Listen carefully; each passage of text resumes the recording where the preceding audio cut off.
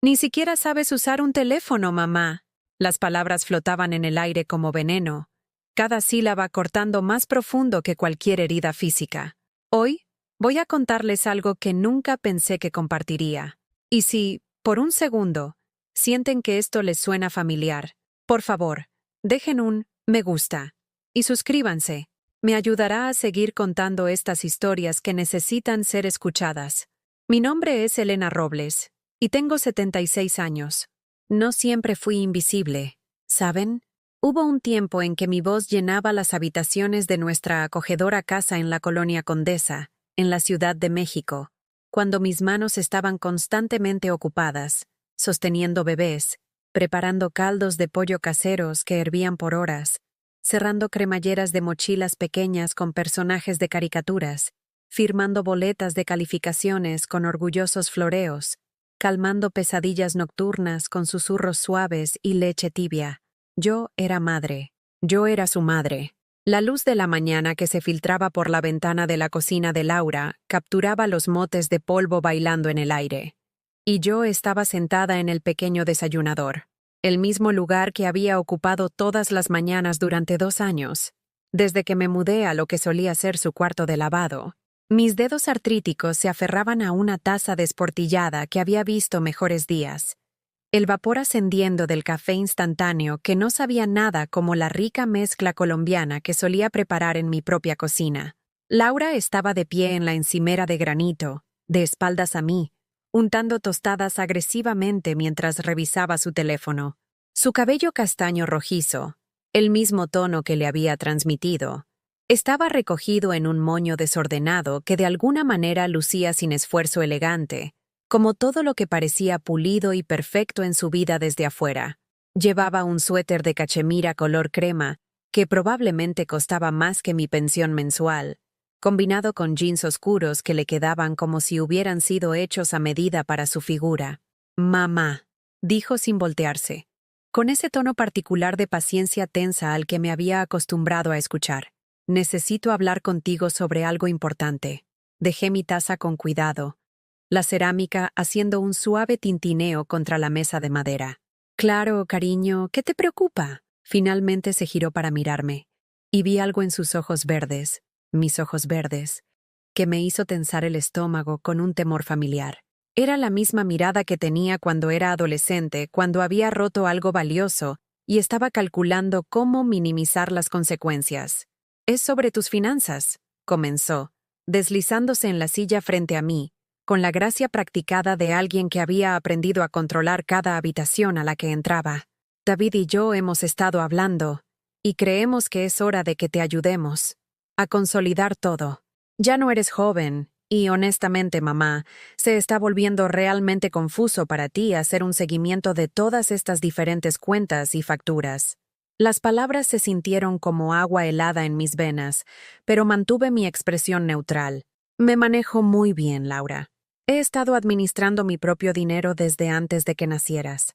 Su risa fue aguda, quebradiza, nada como la risa genuina que recordaba de su infancia, cuando la hacía cosquillas hasta que gritaba de alegría, o cuando veíamos películas antiguas juntas en las tardes lluviosas de sábado, compartiendo un tazón de palomitas de maíz con mantequilla en el sofá. «Mamá, ni siquiera sabes usar un teléfono». Ahí estaba de nuevo. Esas palabras que parecían diseñadas para hacerme sentir pequeña, indefensa, irrelevante.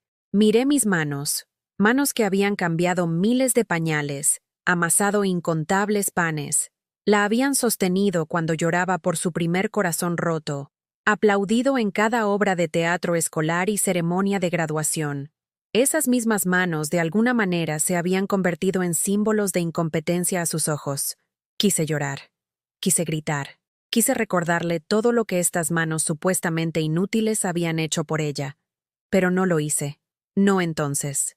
En cambio, las doblé cuidadosamente en mi regazo y traté de mantener mi voz firme.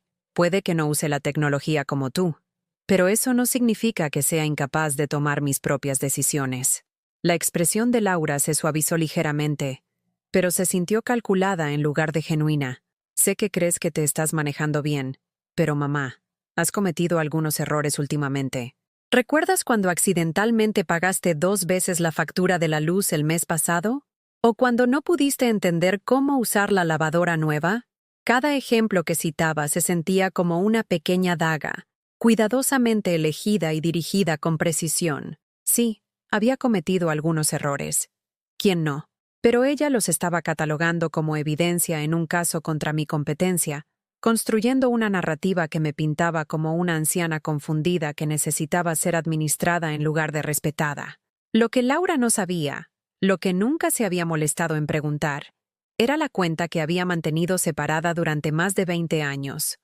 Había comenzado pequeña, solo una modesta herencia de mi hermano Tomás cuando falleció.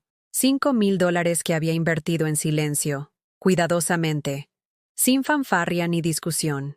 Nunca fui de presumir de dinero. Y después de que mi esposo murió cuando Laura tenía solo 6 años, aprendí a ser frugal, a estirar cada dólar lo más posible. Pero no era estúpida. Había leído libros, estudiado el mercado, tomado decisiones conservadoras pero inteligentes. Esos 5,000 habían crecido lenta pero constantemente durante 2 décadas, a través de altibajos económicos, a través de la reinversión cuidadosa y el interés compuesto, se había convertido en algo significativo, algo que ahora sumaba $2.3 millones. Nunca le había contado a Laura sobre esto, porque no quería ser amada por mi dinero. Quería saber que su afecto, sus llamadas telefónicas, sus invitaciones a las cenas familiares eran genuinas, no motivadas por cálculos de herencia o expectativas financieras. Pero sentada allí en su cocina, observando sus ojos mientras hablaba de ayudarme con mis finanzas, comencé a comprender una terrible verdad. No era amada en absoluto, no por mi dinero, y ciertamente no sin él. La comprensión me golpeó como un golpe físico, robándome el aliento y haciendo que mi pecho se tensara con un dolor que no tenía nada que ver con mi corazón envejecido. Esta era mi hija, la niña que había criado sola después de la repentina muerte de su padre, la hija por la que había sacrificado todo, a la que había amado más ferozmente que mi propia vida, y ella me veía como nada más que una carga que debía ser administrada. Los recuerdos volvieron inundando mientras estaba allí sentada, las palabras de Laura resonando en mi mente. Recordé el día en que la traje a casa del Hospital General de Massachusetts, un pequeño y arrugado bulto envuelto en una manta rosa que mi madre había tejido con manos temblorosas durante sus últimos meses. El departamento en la colonia Dorchester se sentía enorme entonces, lleno de posibilidades y sueños de la familia que construiríamos juntos. La muerte de Miguel lo cambió todo de la noche a la mañana. Un momento me estaba besando a Dios en la mesa del desayuno, enderezando su corbata antes de ir a su trabajo en el banco, y al siguiente, recibí una llamada telefónica que destrozó mi mundo en pedazos irreparables. Ataque cardíaco a los 32 años. Los doctores dijeron que era genético, impredecible, inevitable. Ninguna de esas explicaciones clínicas ayudó cuando tuve que explicarle a una niña de 6 años por qué papá ya no iba a volver a casa. Nunca me volví a casar.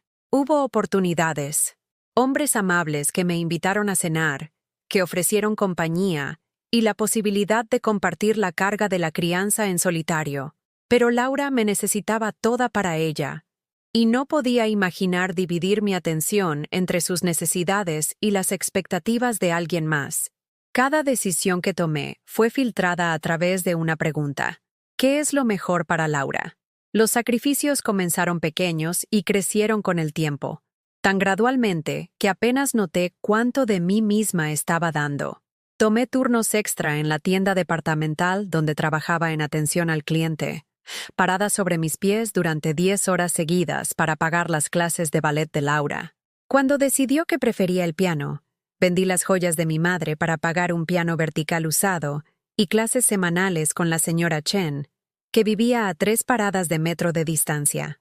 Usé el mismo abrigo negro de invierno durante 11 años, usando cinta adhesiva para arreglar el forro cuando se rasgaba y reemplazando los botones cuando se caían. Mientras que otras madres en la escuela, al recoger a sus hijos, vestían jeans de diseñador y llevaban bolsas de piel, Yo compraba exclusivamente en tiendas de segunda mano y recortaba cupones con devoción religiosa.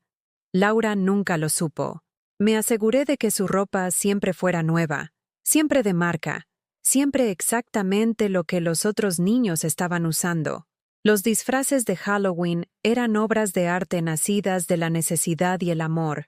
Cuando Laura quería ser una princesa, pasé semanas cosiendo lentejuelas a mano sobre tela que había encontrado en liquidación. Cuando se decidió por una mariposa, construí alas con perchas de alambre y papel de seda de colores del arco iris, creando algo tan hermoso que otras madres preguntaron dónde lo había comprado. Cada disfraz representaba horas de trabajo después de mi trabajo habitual. Dedos pinchados por agujas y ojos cansados bajo una iluminación inadecuada en nuestro pequeño departamento.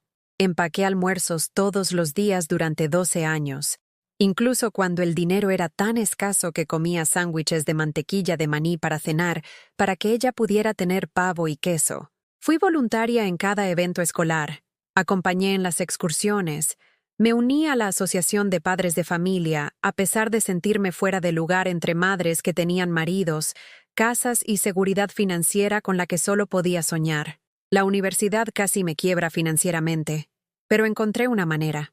Saqué préstamos, trabajé turnos dobles, vendí mi coche y utilicé el transporte público para ir a todas partes.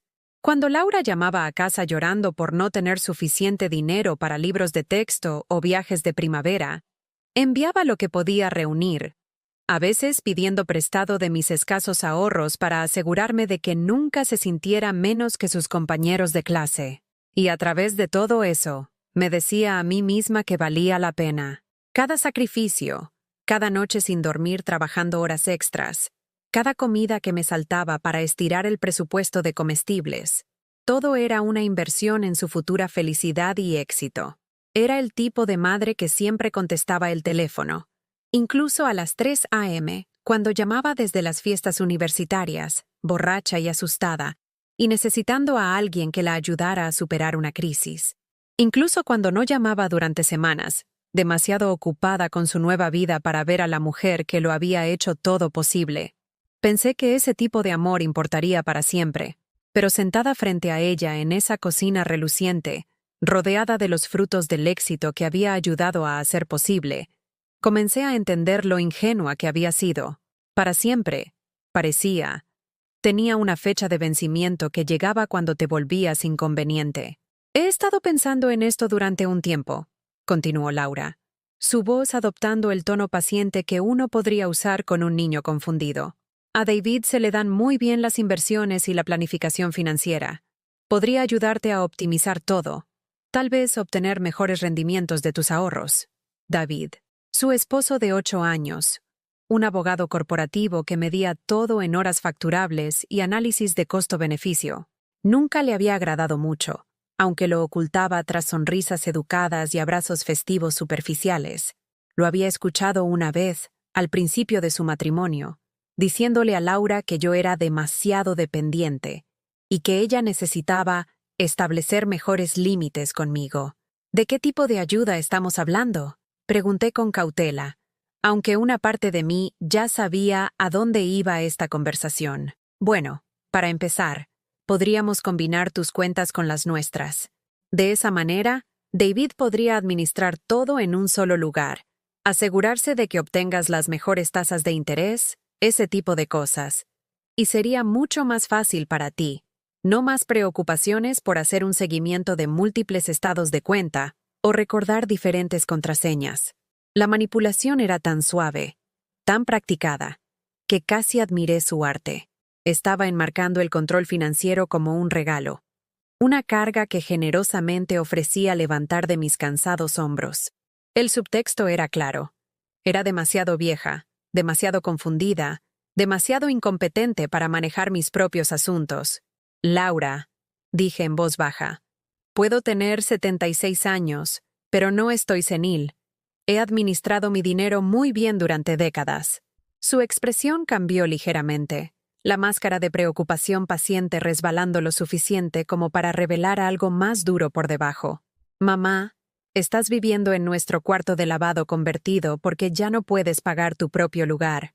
Eso no es exactamente evidencia de una buena gestión financiera. Las palabras dieron en el blanco con precisión quirúrgica. Sí, había tenido que renunciar a mi departamento cuando la renta aumentó y mi pensión fija no podía seguir el ritmo. Sí, había aceptado su oferta de mudarme porque la alternativa era un asilo de ancianos que no podía pagar. Pero ella lo hizo sonar como un fracaso personal, en lugar de la realidad de envejecer con un ingreso limitado en una ciudad cada vez más cara. Lo que ella no sabía, lo que nunca le había contado, era que había tomado la decisión de vivir modestamente durante toda mi jubilación, manteniendo la mayor parte de mi herencia invertida y creciendo en lugar de gastarla en lujos. Podría haber pagado un hermoso departamento en cualquier vecindario que eligiera. Podría haber viajado por el mundo, comprado ropa de diseñador, comido en restaurantes caros, pero lo había estado guardando para ella, para sus hijos, para el legado familiar que quería dejar atrás. Ahora, observando sus ojos mientras calculaba cómo obtener acceso a lo que asumía que eran mis escasos ahorros, me pregunté si había cometido un terrible error. El reloj de pie en su sala de estar, un regalo de bodas de los padres de David, tocó 9 veces, y pude escuchar los sonidos de sus hijos preparándose para la escuela arriba. Sofía, mi nieta, tendría 14 años ahora, aunque apenas reconocía mi presencia. Tyler tenía 11 años y todavía ocasionalmente me abrazaba, pero incluso esos momentos de afecto se sentían obligatorios en lugar de genuinos. Laura se levantó abruptamente, alisando su suéter con manos nerviosas. Solo piénsalo, ¿de acuerdo? Sé que el cambio es difícil, pero esto realmente sería lo mejor para todos. Mientras subía a toda prisa las escaleras para ayudar con la rutina de la mañana, me quedé sentada en la mesa de la cocina, mirando mi café que se enfriaba y enfrentando una pregunta que se sentía como estar al borde de un precipicio. ¿Había pasado 30 años criando a una hija que me veía como nada más que un recurso para ser administrado? La respuesta, comenzaba a temer, era sí. Los días que siguieron a nuestra conversación en la cocina se desdibujaron en una niebla de pequeñas humillaciones y una creciente angustia. No fue dramático. La falta de respeto rara vez lo es. En cambio, fue la lenta erosión de la dignidad, como las olas desgastando una ladera un grano de arena a la vez, hasta que de repente, catastróficamente, toda la estructura se derrumba. Laura comenzó a mencionar mi confusión, con más frecuencia, siempre frente a David o a los niños, siempre con ese tono preocupado que me hacía sonar como una carga que requería supervisión constante. Cuando no pude entender cómo operar el control remoto de su televisión inteligente, un aparato con 47 botones que parecía diseñado por alguien que odiaba activamente a las personas mayores, suspiró audiblemente y dijo, ¿ves a lo que me refiero? A David, como si mis luchas tecnológicas fueran evidencia de deterioro cognitivo, en lugar de simplemente no estar familiarizada con su particular marca de electrónica complicada. Mi cumpleaños número 76 llegó y pasó sin reconocimiento. Me desperté esa mañana esperando, tontamente, desesperadamente, que alguien recordara. Había celebrado cada uno de los cumpleaños de Laura con pasteles caseros y regalos cuidadosamente envueltos, incluso durante los años más difíciles, cuando esos regalos significaban sacrificar algo esencial para mí misma. Pero cuando llegó la noche y nadie había mencionado la fecha, me di cuenta con una claridad aplastante de que me había vuelto tan invisible en su hogar, que incluso mi existencia se había vuelto olvidable. Pasé esa noche sentada en la angosta cama, en lo que solía ser su cuarto de lavado, mirando viejos álbumes de fotos que había rescatado de mi departamento antes de mudarme. Fotos de Laura de bebé, su pequeño puño envuelto alrededor de mi dedo. Laura a los 5 años, desdentada y sonriendo mientras mostraba su primer diente flojo. Laura en la graduación, radiante con su birrete y su toga, lanzando sus brazos alrededor de mí en lo que había pensado que era gratitud genuina. ¿Me estaban usando? La pregunta había estado rondando mi mente durante días, haciéndose más fuerte y más insistente con cada pequeño desaire, cada desprecio calculado. 3 días después de mi cumpleaños, Desarrollé un caso severo de bronquitis que me dejó postrada en cama y apenas capaz de hablar por encima de un susurro. En mi antiguo departamento, habría llamado a Laura de inmediato, y ella habría corrido con sopa y medicinas y el tipo de cuidados que hacían que estar enferma fuera casi soportable. Aquí, en su casa, estuve en mi cuarto convertido durante 2 días antes de que alguien notara que no había salido para las comidas. Cuando Laura finalmente me revisó, se paró en la puerta como si tuviera miedo de contagiar algo. Deberías haber dicho algo antes, mamá. Te habríamos traído Tylenol o lo que sea, pero no me trajo nada. No sopa, no medicina, no un paño frío para mi frente ardiente. Simplemente me recordó que me mantuviera hidratada y cerró la puerta de nuevo, dejándome sola con mi tos resonante y la creciente comprensión de que mi valor en esta casa se medía únicamente por mi capacidad para contribuir económicamente, no por mi necesidad de atención humana básica. Fue durante esa enfermedad, mientras la fiebre hacía que mis pensamientos fueran agudos y claros de la peculiar manera que a veces hace el sufrimiento físico, que hice un descubrimiento que lo cambió todo. Laura había tomado mi teléfono mientras yo dormía, afirmando que necesitaba actualizar mis aplicaciones para que me fueran más fáciles de usar. Cuando lo devolvió al día siguiente, algo se sintió diferente. Las aplicaciones bancarias que había aprendido cuidadosamente a navegar, sí, a pesar de lo que ella afirmaba sobre mi incompetencia tecnológica, faltaban en la pantalla de inicio. Las encontré eventualmente, enterradas en carpetas que había creado y etiquetado con nombres condescendientes como cosas importantes de mamá. Pero lo que fue más preocupante fue lo que descubrí cuando revisé mi correo electrónico en el iPad compartido que mantenían en la cocina para uso familiar. Allí, en la carpeta de elementos eliminados recientemente que aparentemente Laura había olvidado borrar, había un borrador de correo electrónico que había comenzado a escribir a mi banco. Estaba escrito a mi nombre, solicitando información sobre la transferencia de fondos a una cuenta conjunta con fines de gestión financiera familiar. Incluso había intentado falsificar mi firma electrónica utilizando un torpe garabato digital que no se parecía en nada a mi letra real. Mi sangre se heló mientras leía y releía el mensaje, cada palabra recalcando la naturaleza calculada de lo que me estaba sucediendo. Esto no era negligencia descuidada o malentendidos generacionales. Esto era una preparación sistemática y deliberada para el robo financiero. Cuando la confronté al respecto más tarde esa noche, ella estaba de pie en el fregadero, lavando copas de vino de lo que parecía haber sido una costosa cena a la que no me habían invitado, a pesar de vivir bajo el mismo techo. Laura, encontré algo inquietante en el iPad, dije, mi voz todavía ronca por la bronquitis, pero más firme de lo que me había sentido en semanas. Ella no se dio la vuelta, pero sus hombros se tensaron visiblemente. ¿Qué tipo de cosa? Un correo electrónico que escribiste a mi nombre, a mi banco, sobre la transferencia de mis cuentas. El vaso que tenía en las manos se resbaló, golpeando el fregadero de acero inoxidable con un fuerte tintineo que pareció hacer eco en la cocina repentinamente silenciosa.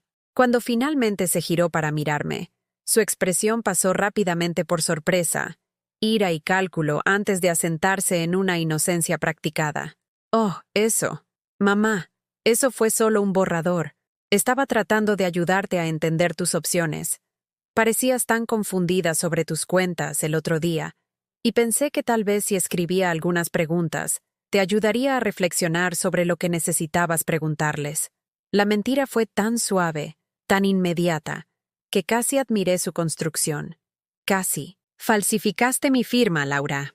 No falsifiqué nada, dijo, su voz elevándose ligeramente con una indignación que podría haber sonado genuina si no la hubiera descubierto en un acto de presunto fraude financiero. Solo estaba practicando, tratando de averiguar cómo funcionan esas cosas de firma digital. Dios, mamá, últimamente estás siendo muy paranoica. ¿Estás segura de que te sientes bien? Tal vez esa fiebre afectó tu pensamiento más de lo que nos dimos cuenta. Y ahí estaba de nuevo, la sutil implicación de que estaba confundida, no confiable, posiblemente sufriendo un deterioro cognitivo. Cada vez que cuestionaba su comportamiento o me defendía, Mis preocupaciones eran desestimadas como evidencia de deterioro mental en lugar de objeciones legítimas a ser manipulada y controlada. Esa noche, me quedé despierta escuchando los sonidos amortiguados de la conversación desde su dormitorio al final del pasillo. No pude distinguir palabras específicas, pero el tono era urgente, conspiratorio. Lo estaban discutiendo. Lo sabía, planeando su próximo movimiento en lo que comenzaba a entenderse como una campaña cuidadosamente orquestada para obtener el control de los pocos ahorros que suponían que poseía. La mañana siguiente trajo un descubrimiento aún más devastador. Había recibido una llamada del Departamento de Prevención de Fraudes de mi banco, informándome que alguien había intentado acceder a mi cuenta en línea utilizando contraseñas incorrectas varias veces, lo que activó sus protocolos de seguridad. Cuando insistí en obtener detalles, me dijeron que los intentos se habían realizado desde mi propia dirección IP, lo que significaba que alguien en esta casa había estado intentando hackear mis cuentas. Mis manos temblaron al colgar el teléfono, no por la edad o la enfermedad, sino por la conmoción de darme cuenta de cuán lejos estaba dispuesta a llegar mi propia hija para robarme. Este no fue un momento de debilidad ni un intento equivocado de ayudar. Este fue un comportamiento predatorio, calculado y persistente. Me encontré parada frente al espejo del baño esa noche, estudiando el rostro que me devolvía la mirada. 76 años, cabello gris que había perdido su rizo, ojos marrones que habían visto demasiada decepción, líneas grabadas por décadas de preocupación y sacrificio. ¿Cuándo me había vuelto tan pequeña a los ojos de mi propia hija? ¿Cuándo el amor había sido reemplazado por la codicia? La mujer del espejo parecía cansada, derrotada, lista para rendirse a cualquier dignidad restante en lugar de luchar una batalla que no estaba segura de poder ganar. Pero en algún lugar debajo del agotamiento, vislumbré algo más. Una chispa de la mujer que había criado a una hija sola, que había trabajado en múltiples empleos para pagar clases de baile y matrícula universitaria, que nunca se había echado atrás ante nada que importara. La pregunta no era si tenía la fuerza para defenderme. La pregunta era si todavía importaba lo suficiente como para que valiera la pena luchar. Mientras me alejaba de mi reflejo y caminaba de regreso a mi cuarto de lavado convertido, tomé una decisión que lo cambiaría todo. Era hora de averiguar exactamente cuánto sabía mi hija sobre el capital que estaba tan ansiosa por controlar. Y entonces, era hora de mostrarle lo que sucedía cuando confundías la bondad con la debilidad. La reunión familiar fue idea de David, naturalmente. Lo anunció durante el desayuno con el aire de suficiencia de alguien acostumbrado a dirigir discusiones en la sala de juntas, dejando caer su taza de café con un tintineo decisivo que parecía diseñado para llamar la atención. Elena, necesitamos tener una conversación familiar sobre tu situación financiera, dijo, sin mirarme directamente, sino dirigiéndose a un punto en algún lugar sobre mi hombro izquierdo. A Laura le han preocupado algunas de las cosas que ha notado, y creo que es hora de que todos nos sentemos y averigüemos la mejor manera de avanzar. Laura asintió con entusiasmo, interpretando su papel de hija preocupada a la perfección. Incluso se había vestido para la ocasión, una cardigan azul suave que la hacía lucir confiable, profesional, como alguien que nunca soñaría con intentar un fraude electrónico contra su propia madre. Habían elegido la sala de estar para un impacto psicológico máximo. Fui dirigida al sillón que daba la espalda a la ventana, dejándome a contraluz y ligeramente aislada, mientras ellos se acomodaban en el sofá seccional como un tribunal. Incluso Sofía, de 14 años, estaba presente, aunque pasó la mayor parte del tiempo mirando su teléfono con la estudiada indiferencia que los adolescentes usaban como armadura. «Mamá», comenzó Laura, su voz endulzada con falsa simpatía, «todos estamos preocupados por ti. Te has mostrado tan confundida últimamente, tan estresada por administrar tus finanzas. David y yo hemos estado hablando, y creemos que la mejor solución sería que me agregaras como cofirmante en tus cuentas. De esa manera, puedo ayudar con la gestión diaria mientras tú te concentras en disfrutar de tu jubilación». La audacia era asombrosa. Estaba sentada en una sala de estar amueblada con artículos que probablemente costaban más que los salarios anuales de la mayoría de las personas, casada con un hombre que conducía un BMW y usaba relojes que valían más que mi pensión mensual, sugiriendo que necesitaba su ayuda para administrar el dinero que había estado administrando cuidadosamente durante décadas. Agradezco tu preocupación, dije con cuidado, pero me manejo muy bien por mi cuenta. David se inclinó hacia adelante con el enfoque predatorio de alguien que se mueve para matar. Elena, con el debido respeto, no te estás manejando bien. Ya no puedes pagar tu propia vivienda. Estás viviendo en nuestro cuarto de lavado convertido porque tus finanzas no son suficientes para mantener una vida independiente. Las palabras dieron en el blanco exactamente donde se pretendían. Ese punto débil de vergüenza que sentía por tener que aceptar su generosidad en mi vejez. Pero algo en su tono, la crueldad casual de reducir mis circunstancias a una simple cuestión de fracaso personal, encendió algo peligroso en mi pecho. «David», dije, con voz firme a pesar de la rabia que se acumulaba dentro de mí. Elegí vivir modestamente en la jubilación. Eso es diferente a no poder pagar alternativas. Laura y David intercambiaron una mirada. Una de esas comunicaciones de pareja casada que dice mucho sin palabras. Era una mirada que decía, ¿ves? Delirante, tal como pensábamos. Mamá, por favor, no lo hagas más difícil de lo que necesita ser, dijo Laura, su paciencia comenzando a deshilacharse. Estamos tratando de ayudarte aquí. Ya he hablado con el banco sobre el papeleo que necesitaríamos para optimizar todo. ¿Hablaste con mi banco? La pregunta salió más aguda de lo que pretendía, cortando la cuidadosa coreografía de su intervención. Solo consultas preliminares, dijo rápidamente. Nada oficial. Quería entender el proceso antes de tener esta conversación. Otra mentira, pronunciada con la confianza casual de alguien que nunca había enfrentado consecuencias reales por el engaño. Pensé en el correo electrónico que había encontrado, los intentos de hackeo de contraseñas, la erosión gradual de los límites que habían llevado a este momento. ¿Y si dijera que no?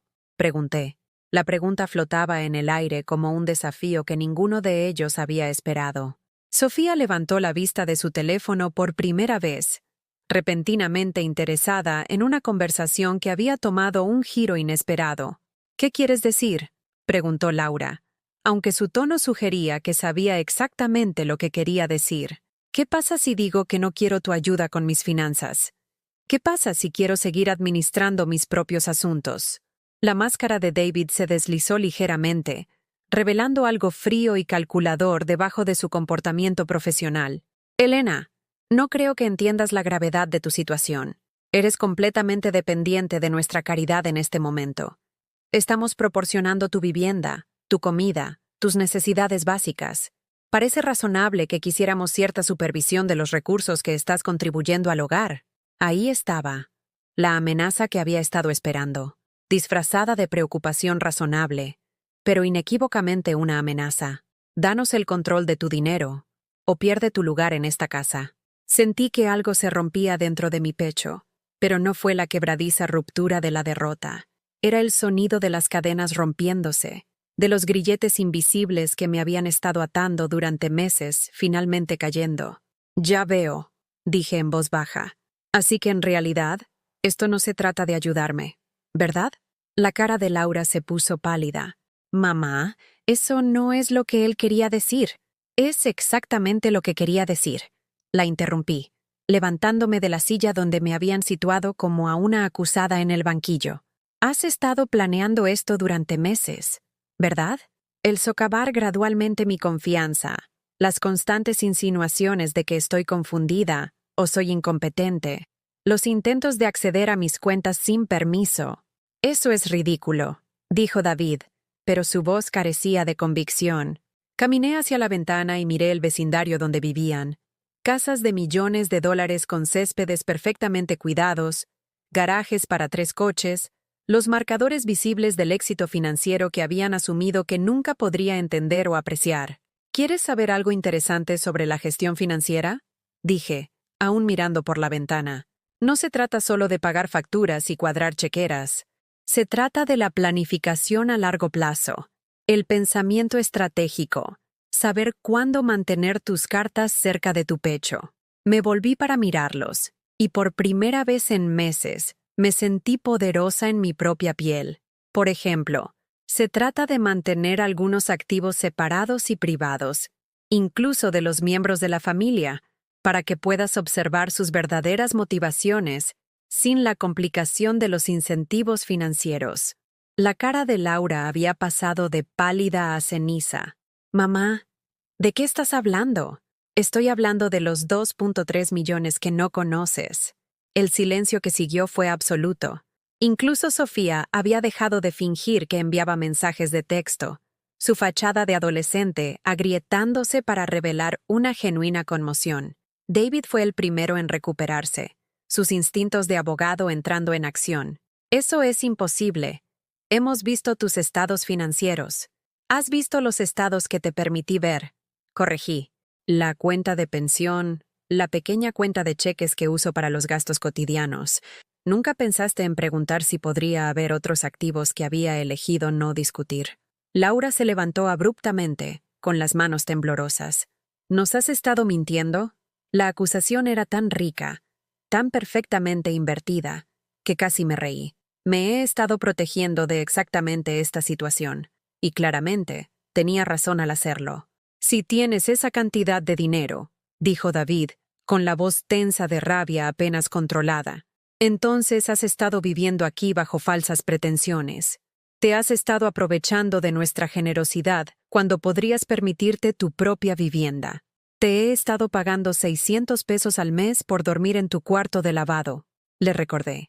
He comprado comestibles, contribuido a los servicios públicos y no he pedido nada más allá de cortesía y respeto básicos, ninguno de los cuales, noto, ha sido inminente.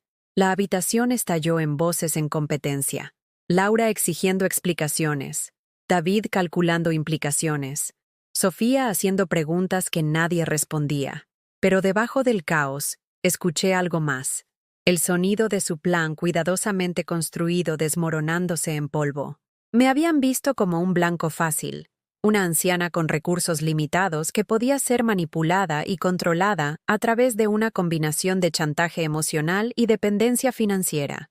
Nunca habían imaginado que la anciana confundida que vivía en su cuarto de lavado convertido podría ser más sofisticada financieramente de lo que ellos eran.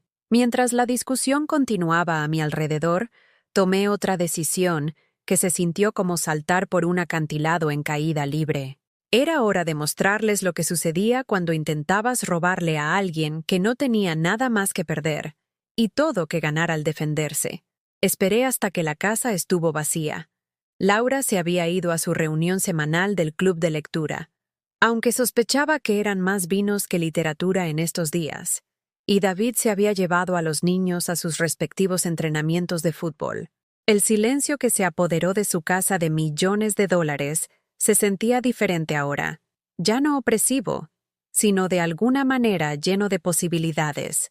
Me senté en el pequeño escritorio de mi cuarto convertido, la única pieza de mobiliario que había logrado traer de mi antiguo departamento. Su superficie rayada había sido testigo de innumerables momentos importantes, sesiones de deberes con la joven Laura, pagos de facturas nocturnos durante los años difíciles, cartas de amor a mi difunto esposo durante nuestro noviazgo. Ahora sería testigo de mi liberación. La computadora portátil estaba escondida debajo de mi cama, envuelta en una vieja funda de almohada para protegerla del polvo. Laura y David asumían que era tecnológicamente inútil, y les había permitido mantener esa ilusión. Sí, me costaba entender su televisión inteligente y las complicadas aplicaciones del teléfono, pero administrar dinero en línea, eso era diferente. Eso era supervivencia. Había estado observando los mercados financieros y gestionando inversiones desde antes de que Laura naciera. Mientras ella aprendía álgebra, yo me estaba enseñando sobre el interés compuesto y la evaluación de riesgos. Mientras ella se preocupaba por los ensayos de admisión a la universidad, yo estaba construyendo silenciosamente una cartera que aseguraría su seguridad futura, un regalo que planeaba revelar cuando fuera lo suficientemente madura para apreciarlo. Ese regalo acababa de convertirse en mi arma. La computadora portátil se encendió. Sus familiares sonidos de inicio eran extrañamente reconfortantes en el entorno hostil en que se había convertido esta casa.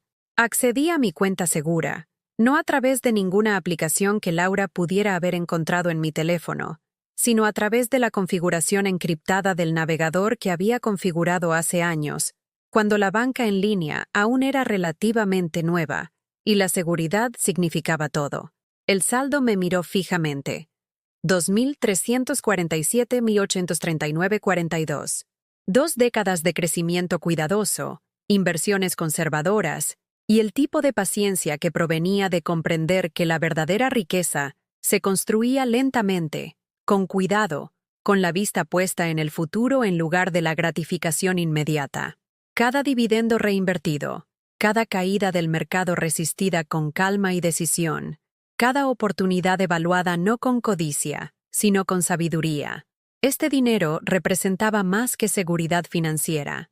Representaba cada sacrificio que había hecho por el beneficio de Laura, cada vez que había elegido sus necesidades sobre mi propia comodidad, cada sueño que había diferido para que ella pudiera perseguir los suyos. Era mi independencia, mi dignidad, mi prueba de que, a pesar de lo que creía mi hija, estaba lejos de estar indefensa. Mis dedos se movieron por el teclado con una precisión constante. Primero, abrí una nueva cuenta en un banco diferente por completo. Uno con excelentes protocolos de seguridad y sin conexión a ninguna institución con la que Laura pudiera haber contactado. El proceso de verificación tardó varios minutos, pero finalmente tenía un nuevo número de cuenta y la información de enrutamiento.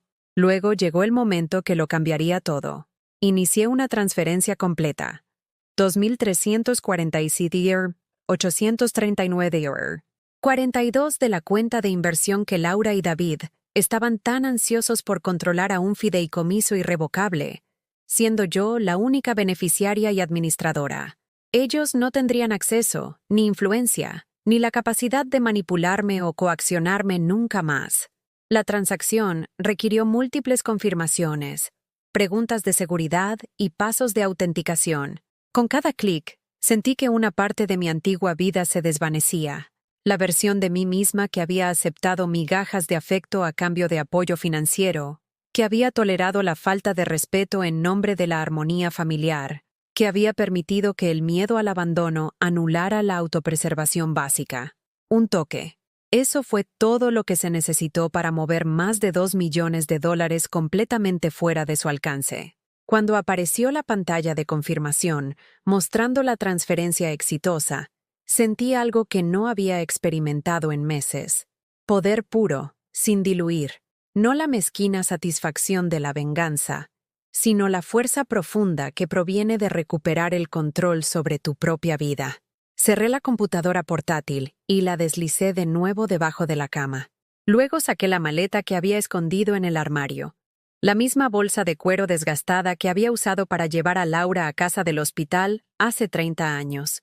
Todavía olía débilmente a los saquitos de lavanda que había metido en sus esquinas. Un aroma que evocaba recuerdos de tiempos más felices, cuando el futuro parecía brillante con posibilidades. Empaqué metódicamente ropa para una semana, mis medicamentos, el álbum de fotos que Laura había considerado lo suficientemente inútil como para dejar atrás, y las pocas joyas que tenían valor sentimental en lugar de monetario. Todo lo que realmente necesitaba cabía fácilmente en esa única maleta, un testimonio de cuánto espacio realmente requiere una vida cuando se reduce a sus esenciales. La parte más difícil fue dejar la carta que había escrito para Laura en la encimera de la cocina. No una explicación, ella no merecía una después de meses de manipulación calculada, sino una simple declaración de hecho: me he ido a un lugar seguro, no me busques. Al cerrar la puerta principal tras de mí por última vez, me di cuenta de que no estaba huyendo de nada. Estaba caminando hacia algo. El primer día de una vida donde mi valor no se medía por mi utilidad para los demás, donde mi voz importaba simplemente porque era mía, donde la palabra no finalmente volvía a ser parte de mi vocabulario. El sol de la tarde se sentía cálido en mi rostro mientras esperaba el taxi que había llamado. Pensé en Laura regresando a casa para encontrarme fuera. El pánico que se apoderaría de ella cuando se diera cuenta de que su golpe financiero cuidadosamente orquestado no solo había fracasado, sino que había tenido un efecto boomerang espectacular. Pensé en la cara de David cuando descubrió que la anciana confundida que había intentado manipular era en realidad mucho más sofisticada de lo que jamás había imaginado. Pero sobre todo, pensé en dormir. Dormir de verdad, en una cama que me pertenecía, en un espacio donde era bienvenida en lugar de tolerada, donde el sonido de mi respiración no se trataba como un inconveniente a gestionar. El taxi se detuvo. Un sencillo taxi amarillo que representaba la libertad en el sentido más literal. Mientras nos alejábamos de la casa donde había pasado 2 años haciéndome cada vez más pequeña para encajar en espacios que nunca fueron para mí, sentí algo que casi había olvidado que existía: esperanza. Tenía 76 años, y por primera vez en décadas, mi vida era enteramente mía. El verdadero viaje apenas comenzaba. Me encontraron en el Hotel Presidente Intercontinental 3 días después. Había elegido el histórico hotel deliberadamente, no por su lujo, aunque las sábanas de algodón egipcio y el baño de mármol fueron un cambio bienvenido de mis acomodaciones en el cuarto de lavado convertido, sino por su seguridad. El tipo de establecimiento donde el personal estaba capacitado para proteger la privacidad de sus huéspedes, donde una mujer mayor bien vestida con la identificación adecuada y una tarjeta de crédito platino sería tratada con el respeto que había olvidado que merecía. Estaba tomando el té de la tarde en el elegante vestíbulo, rodeada por el suave murmullo de una conversación civilizada y el suave tintineo de la fina porcelana, cuando Laura irrumpió por las puertas giratorias como una mujer poseída. Su cabello estaba desaliñado, su maquillaje, usualmente impecable, manchado con lo que parecían ser lágrimas de frustración en lugar de un dolor genuino. Me divisó de inmediato.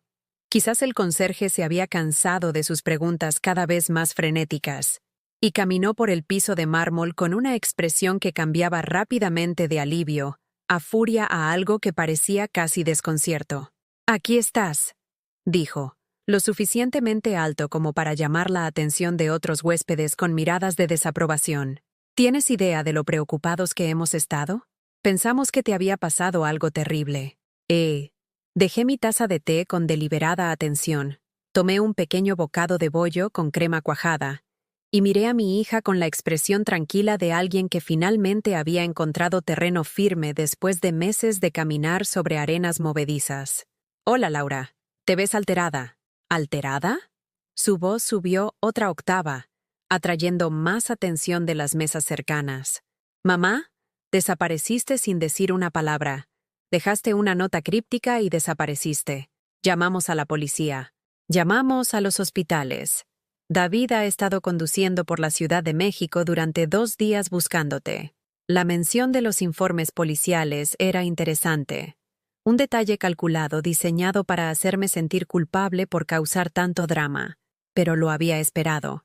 Las personas desesperadas a menudo involucran a las autoridades cuando la manipulación privada falla, con la esperanza de que la presión externa pueda restaurar su control. «No necesitabas hacer nada de eso», dije con calma. En mi nota decía que estaba a salvo. Lo decía en serio. Laura se desplomó en la silla frente a mí. Su compostura finalmente se quebró por completo. ¿A salvo de qué?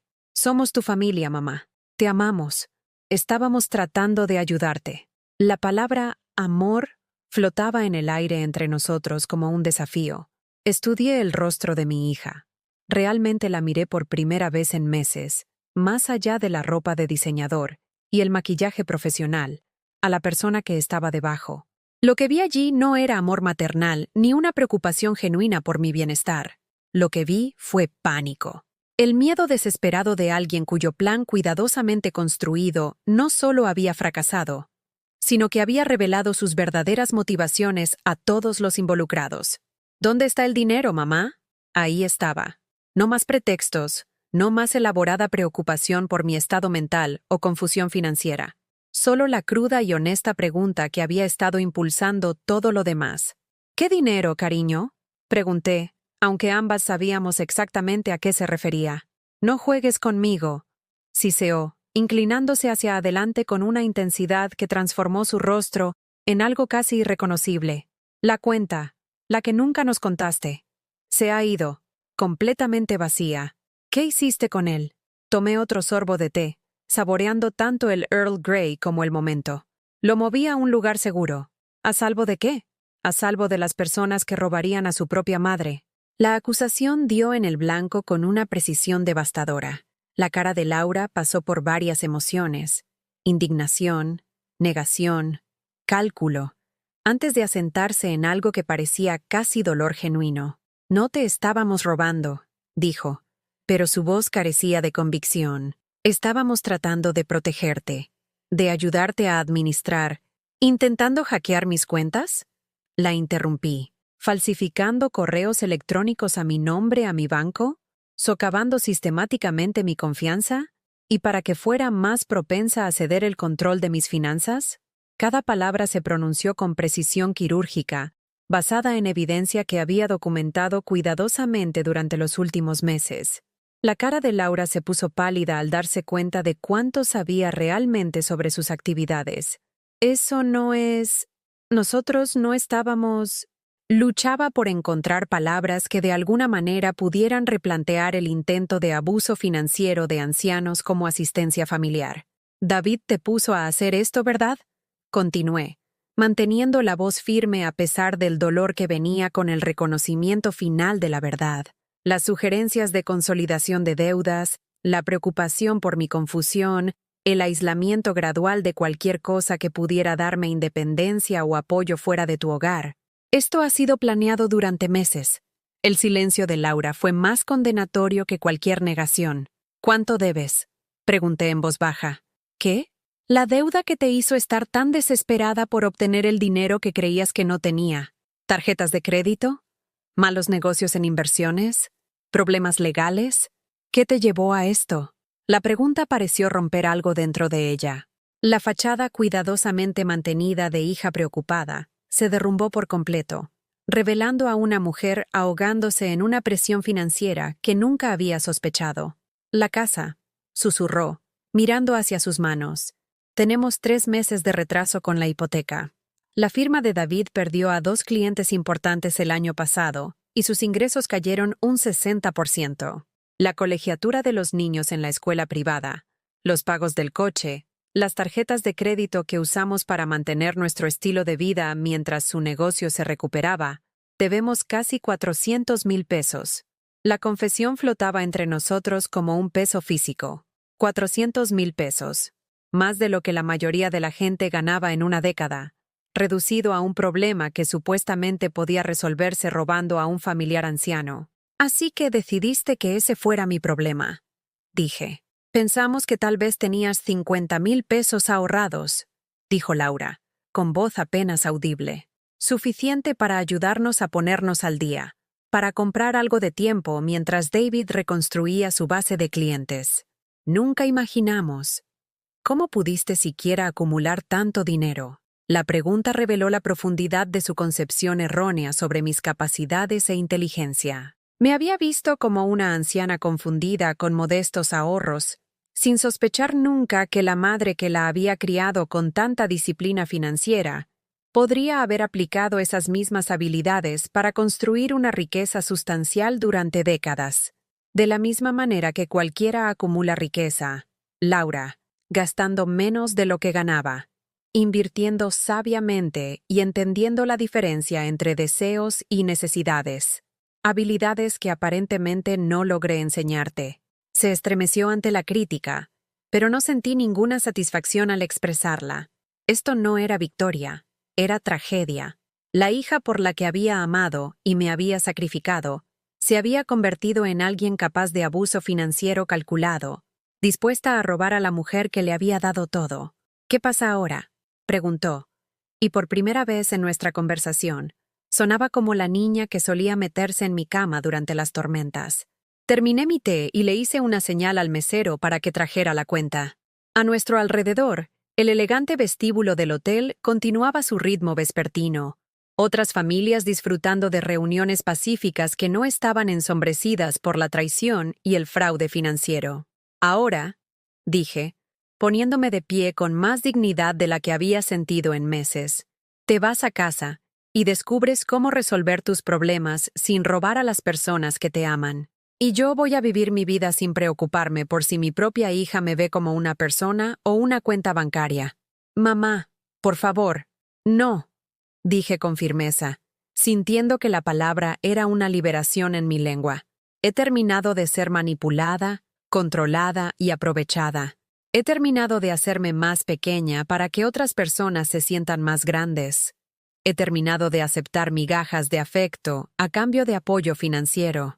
Saqué mi cartera, una nueva, comprada con mi propio dinero de mi propia cuenta, y dejé suficiente efectivo para cubrir el servicio de té con una propina generosa. Luego miré a mi hija por última vez, memorizando su rostro de la misma manera en que podrías estudiar la fotografía de alguien a quien sabías que nunca volverías a ver. Si alguna vez decides que te gustaría tener una relación conmigo basada en el amor y el respeto en lugar de la explotación financiera, sabes cómo encontrarme. Pero hasta entonces, considera esto una despedida. Alejarme de ella, de la niña a la que había dedicado mi vida a criar, fue lo más difícil que había hecho jamás. Pero al cruzar el vestíbulo del hotel hacia el ascensor que me llevaría de regreso a mi suite, sentí algo que no había experimentado en años. Me sentí libre. 6 semanas después, estaba de pie en la cocina de mi nuevo condominio en Coyoacán, observando el río Magdalena pasar por mi ventana mientras mi café se preparaba en una cafetera que realmente me pertenecía. El sol de la mañana pintaba franjas doradas sobre los pisos de madera que mostraban las marcas de mis propias pisadas, en lugar de décadas de la vida familiar de otra persona. El departamento era modesto según los estándares de Laura. 2 habitaciones, 2 baños, un pequeño balcón con vista al agua, pero se sentía como un palacio después de meses de vivir en un cuarto de lavado convertido. Más importante aún, era mío. Cada mueble, cada plato en el armario, cada libro en los estantes había sido elegido por mí, para mí, sin tener que considerar las preferencias o requisitos de nadie más. Había comprado el lugar en efectivo, lo que había levantado cejas en la oficina de bienes raíces, hasta que les informé en voz baja que había estado administrando mis propias finanzas durante más tiempo del que la mayoría de sus agentes habían estado vivos. El cierre había tardado 3 semanas, durante las cuales me quedé en el Hotel Presidente Intercontinental, dándome el gusto de servicio a la habitación y tratamientos de spa mientras se procesaba el papeleo legal. Había sido la primera vez en mi vida adulta que había gastado dinero en puro lujo, sin calcular si esos recursos podrían usarse mejor para el beneficio de otra persona. La masajista había comentado sobre cuánta tensión había estado cargando en mis hombros, décadas de preocupación y sacrificio manifestadas en músculos anudados y vértebras comprimidas. La parte más difícil no había sido comprar muebles ni aprender a usar un lavavajillas nuevo. Había sido aprender a tomar decisiones basadas únicamente en mis propias preferencias. ¿De qué color quería que pintaran las paredes? Había mirado muestras de pintura durante horas, dándome cuenta de que nunca había pensado en mi estética personal separada de lo que sería práctico o agradable para los demás. Había elegido crema cálido con acentos verde salvia, colores que me recordaban las mañanas de primavera y los nuevos comienzos. Aprender a cocinar para una persona otra vez había sido a la vez liberador y desgarrador. Durante 30 años, cada comida se había planeado en función del horario y las preferencias de otra persona.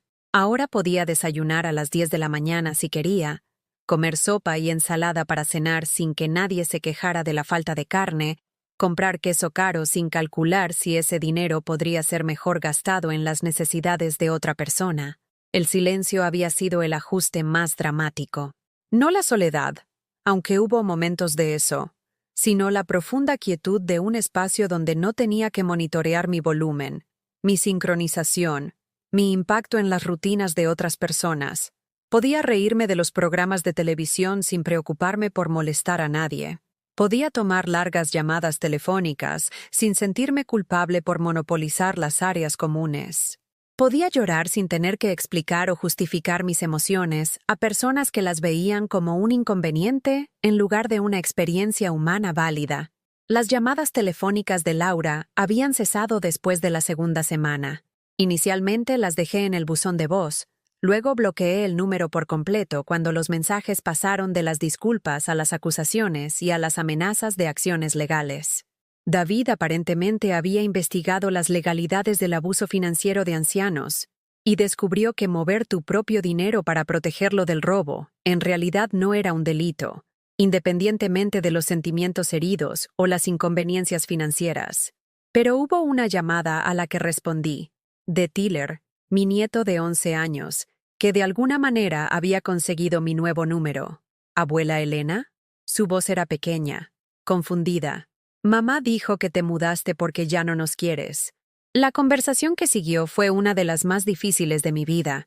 ¿Cómo le explicas a un niño que el amor no significa aceptar el abuso? ¿Cómo les ayudas a comprender que a veces la opción más saludable es alejarse de las personas que te lastiman, incluso cuando esas personas son familia? Te quiero mucho, Tyler, le dije, pero tuve que irme porque no me estaban tratando con amabilidad. A veces, los adultos toman decisiones que lastiman a otras personas, y cuando eso sucede, la persona que está siendo lastimada tiene que protegerse a sí misma. ¿Vas a volver alguna vez? No lo sé, cariño, pero estoy a salvo, y estoy bien, y espero que algún día entiendas por qué tuve que tomar esta decisión. Después de colgar, lloré durante 2 horas, no por arrepentimiento, sino por el dolor por las relaciones que las decisiones de Laura habían hecho imposibles. Tyler y Sofía eran víctimas inocentes de las decisiones de sus padres, y mi corazón sufría por la confusión y el dolor que debían estar experimentando, pero no podía salvarlos sacrificándome a mí misma. 3 meses después de mi nueva vida, tomé una decisión que me sorprendió incluso a mí. Me inscribí en una clase de arte en el Centro de Educación para Adultos de la Ciudad de México. Pintura de acuarela para principiantes, los martes y jueves por la noche, impartida por una mujer paciente llamada Margarita, que entendía que la creatividad no desaparece con la edad, simplemente se entierra bajo décadas de preocupaciones prácticas. Mis primeros intentos fueron ridículamente horribles. Los colores se mezclaban en charcos turbios, la perspectiva era completamente incorrecta, y mis flores parecían más pesadillas expresionistas abstractas que sujetos botánicos reconocibles. Pero había algo mágico en el proceso en sí. La forma en que el agua y el pigmento se combinaban en el papel, la meditación de centrarse en la luz y la sombra, el simple placer de crear algo hermoso, sin preocuparme por su utilidad o valor para nadie más. El arte no se trata de la perfección, le dijo Margarita a nuestra clase durante la 4ª sesión. Se trata de la expresión, de dar forma a sentimientos que no tienen palabras. Pinté mi dolor, azules oscuros y grises que se aclararon gradualmente mientras procesaba la pérdida de relaciones que había pensado que eran permanentes.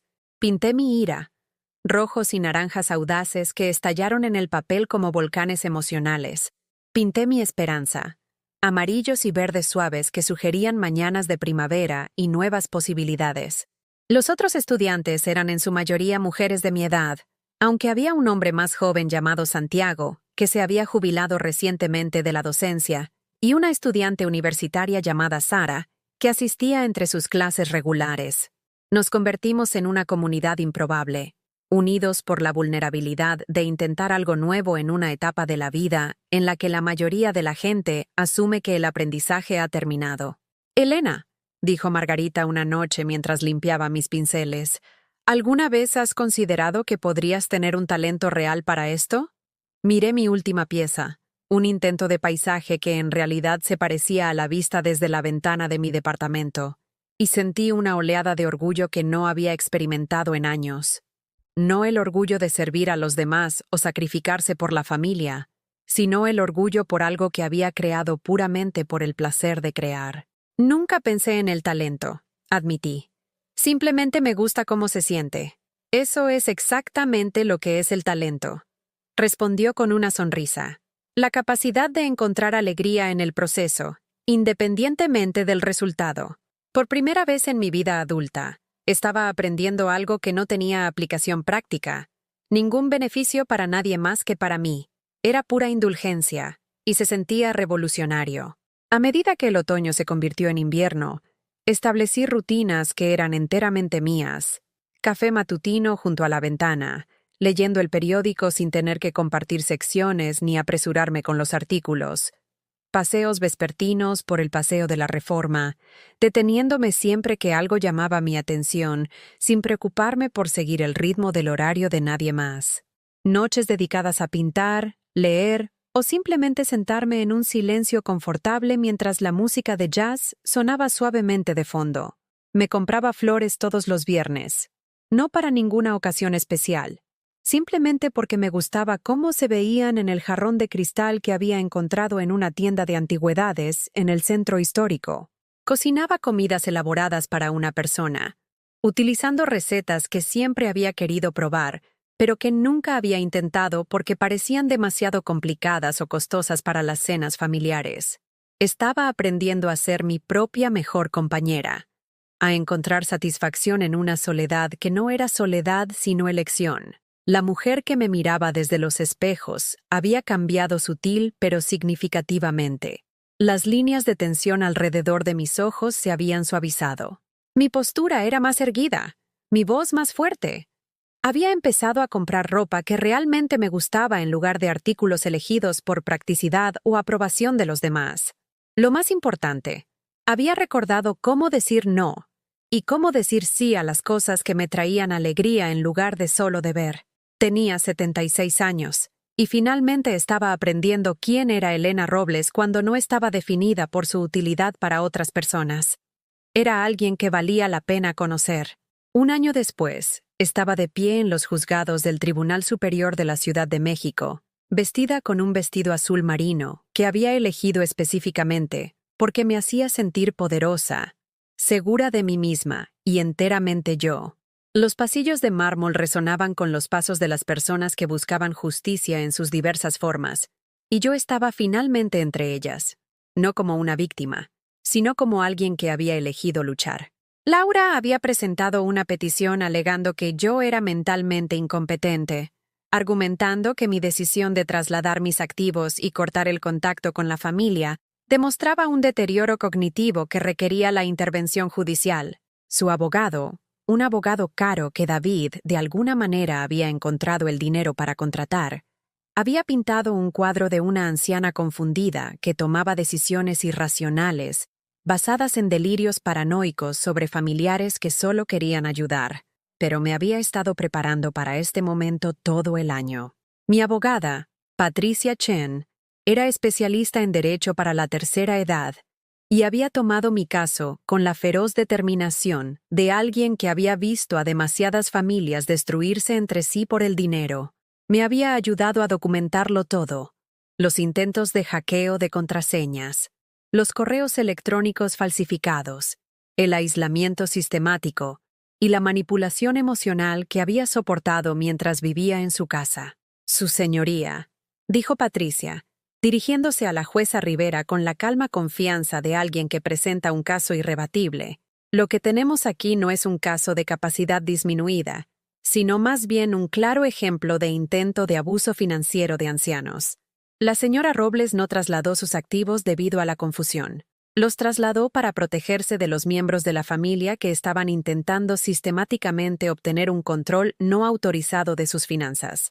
La sala del tribunal estaba sorprendentemente llena. Laura y David estaban sentados en la mesa del demandante, ambos con aspecto pálido e incómodos bajo el escrutinio formal de los procedimientos legales. Pero también había otros presentes.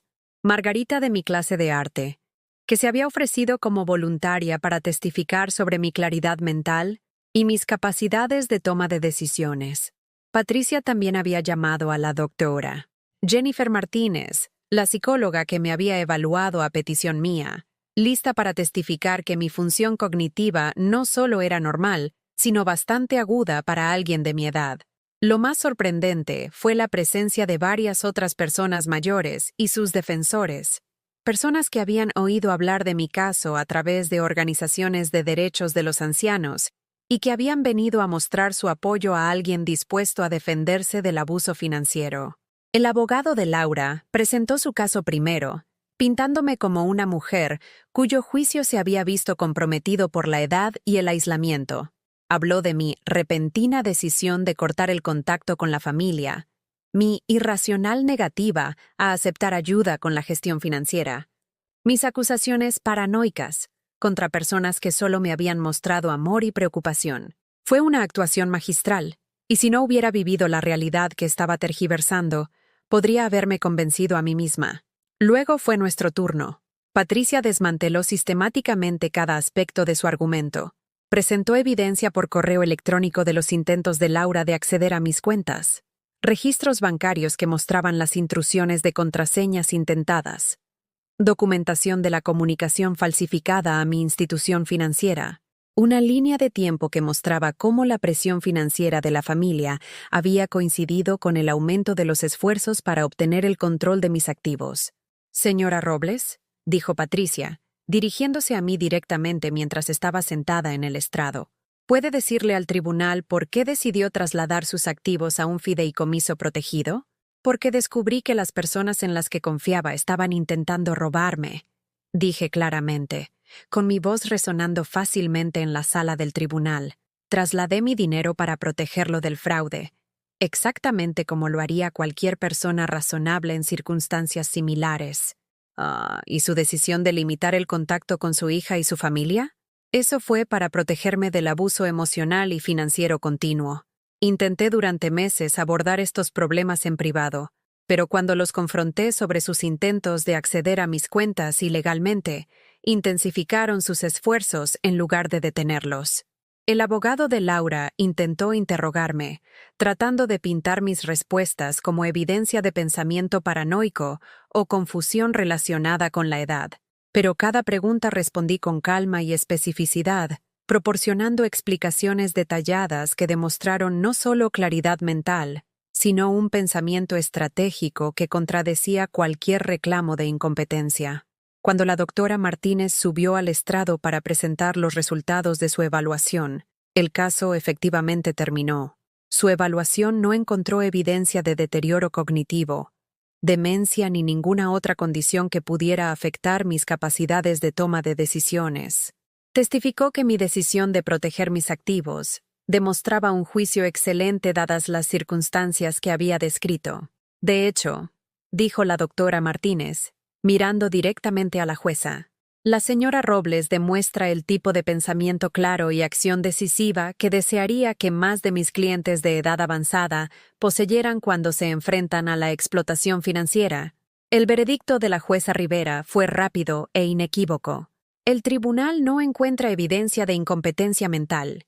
Las decisiones de la señora Robles de proteger sus activos y limitar el contacto con los miembros de la familia que estaban intentando la manipulación financiera demuestran un juicio sólido en lugar de una capacidad disminuida. El fideicomiso permanece bajo su único control, y esta petición es denegada. El golpe del mazo se sintió como la liberación misma. Pero ese no fue el final de mi historia, sino el comienzo de un nuevo capítulo. Al salir de los juzgados, Patricia me entregó un sobre que había preparado meses antes. ¿Estás segura de esto?, preguntó. Asentí, pensando en todas las mujeres que nunca habían tenido los recursos o el conocimiento para defenderse del abuso financiero, que habían muerto en la pobreza porque los miembros de la familia les habían robado su seguridad e independencia. Dentro de los juzgados, hice un anuncio que hizo que los reporteros corrieran a buscar sus teléfonos y cuadernos. Estoy estableciendo la Fundación Elena Robles para la protección financiera de adultos mayores, dije, con voz firme y fuerte. La primera subvención de 500,000 pesos irá a organizaciones que brindan asistencia legal a las víctimas de abuso financiero de edad avanzada, porque nadie debería tener que elegir entre las relaciones familiares y la seguridad financiera. Las cámaras destellaron, pero apenas las noté. Estaba pensando en Tiller y Sofía, esperando que algún día entendieran que esto no se trataba de castigar a sus padres, sino de defender a las personas que no podían defenderse a sí mismas. Laura me había enseñado una lección inesperada.